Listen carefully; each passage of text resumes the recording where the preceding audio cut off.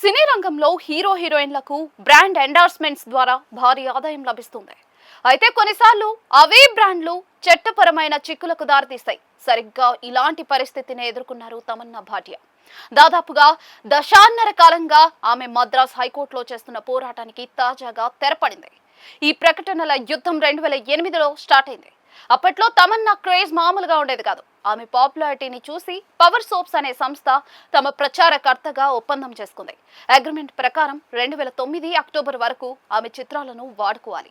కానీ గడువు ముగిసిన తర్వాత కూడా ఆ సంస్థ తమన్నా ఫోటోలను మార్కెట్లో వినియోగించిందని ఆమె తరపు న్యాయవాదులు ఆరోపించారు. దీనివల్ల ఆమెకు రావాల్సిన కొత్త బ్రాండ్ల అవకాశాలు దెబ్బతిన్నాయని, ఇందుకు పరిహారంగా 1 కోటి చెల్లించాలని 2010లో కోర్టు మెట్లకెక్కారు. ఈ కేసు విచారణలో తమన్నా కొన్ని సబ్బు ర్యాపర్లను, ఇంటర్నెట్ ఆధారాలను సాక్ష్యాలుగా చూపారు.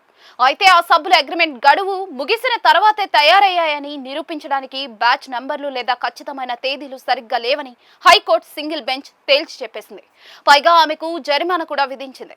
దీనిపై ఆమె డివిజన్ బెంచ్ కు అప్పీల్ చేసినప్పటికీ కూడా అక్కడ కూడా ఆమెకు చుక్కెదురైంది. జస్టిస్ పి వెల్మురుగన్ నేతృత్వంలోని ధర్మాసనం సింగిల్ బెంచ్ తీర్పునే సమర్థించింది. దీంతో 15 ఏళ్ల సుదీర్ఘ పోరాటం తమన్నాకు నిరాశను మిగిల్చింది. కోర్టు కేసులు ఎలా ఉన్నా తమన్నా తన కెరియర్ ను మాత్రం అద్భుతంగా మలుచుకున్నారు. 2005లో శ్రీ సినిమాతో చిన్న వయసులోనే ఇండస్ట్రీలోకి అడుగుపెట్టిన ఈ మిల్కీ బ్యూటీ హ్యాపీ డేస్ తో యువత కలల రాకుమారిగా మారిపోయింది.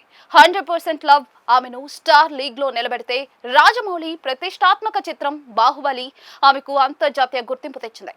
కేవలం గ్లామరస్ పాత్రలకే పరిమితం కాకుండా సైరా నరసింహారెడ్డిలో లక్ష్మి పాత్రతో తనలోని నటనా ప్రతిభను ప్రపంచానికి చాటి చెప్పారు.